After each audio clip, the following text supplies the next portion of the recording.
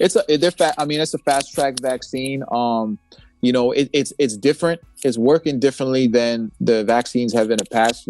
They'll take a part of the virus and they'll make a vaccine based on that to develop immunity.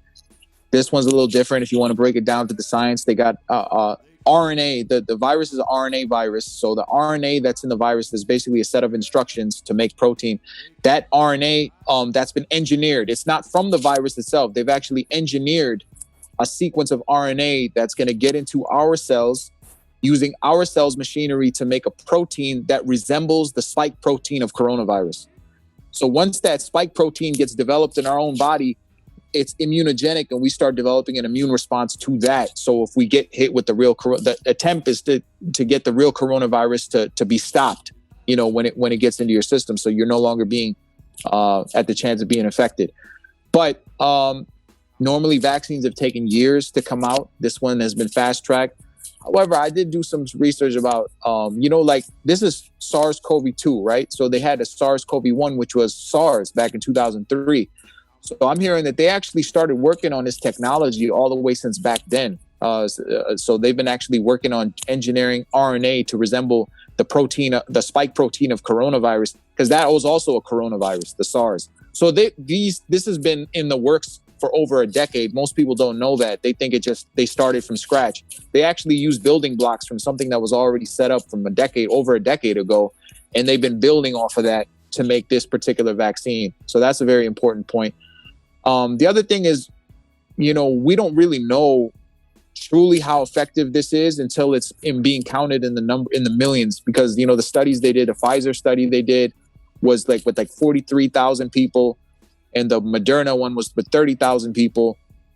But when you start putting and they say it's 90% effective, 95% effective, somewhere in that line. But when you start putting numbers of millions into the equation, is the efficiency rate going to be just as high when you're putting 10 million into the equation? That's something that remains to be seen. Well, pretty soon we'll know, because now all the healthcare staff are starting to get it. So it's going to be documented how people are, how immune people are developing. We don't know how long the immunity is going to last.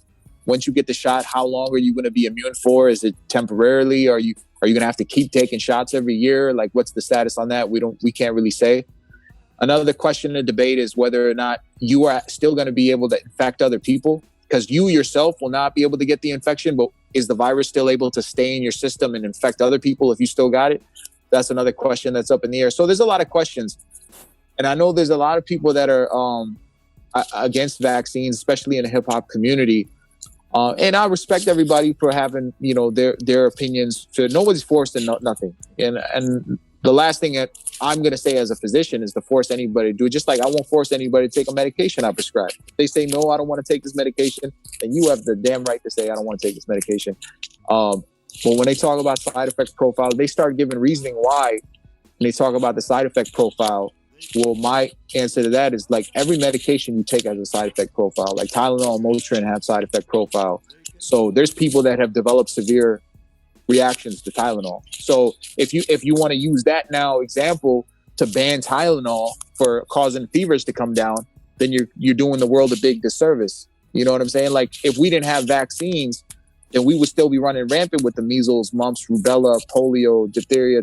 We don't think about. See, we as humans, we love to pick out the little negative and focus on that. But we don't like to weigh the benefits and the risks. We don't like to look at the good and the bad, because if it's 90% good and 10% bad, we're going to look at the 10% bad. That's just the nature. But you got to weigh the benefits and the risks. And is it a risk taking the vaccine right now? Yeah, there's a risk because there's a lot of unknowns. But one thing I always say is, without risk, there is no progression.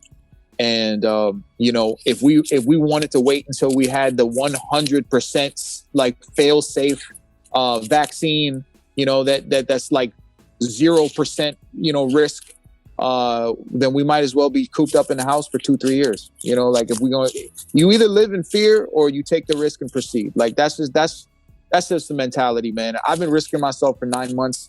This is just another risk. And, at the end of the day, you got to look at the light at the end of the tunnel. If you don't want to look at the light at the end of the tunnel and you just want to shack in your house for the remainder of your life, then that's on you. But, I'm of the thinking that we need to get the world back in order.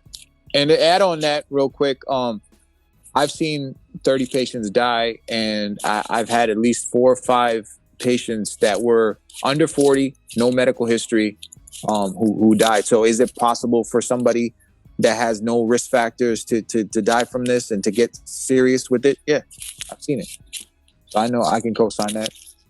Recommendations still at this point, obviously social distancing is still a key factor. Keeping our distance, especially from like, our elders, people who might have more of a compromised immune system, those people. And then, continue to continue wearing a mask. Obviously, you don't have to wear it when you're driving alone in a car. I've seen people do that. That's not necessary. But when you're out there in the public and you around a lot of people, wear the mask to protect yourself. Now, as far as like things you can do to boost your immune system, you got, you could take your vitamin C, vitamin D. They help to decrease inflammation that develops. And they also aid in nurturing our B and T cells or white blood cells, which help fight infection. So vitamin C, vitamin D, zinc, ginger, black seed oil, and turmeric. These are all additional things that you can do to just keep yourself in a virus friendly environment. Keep your body in an environment ready to fight the virus or any pathogen for that matter.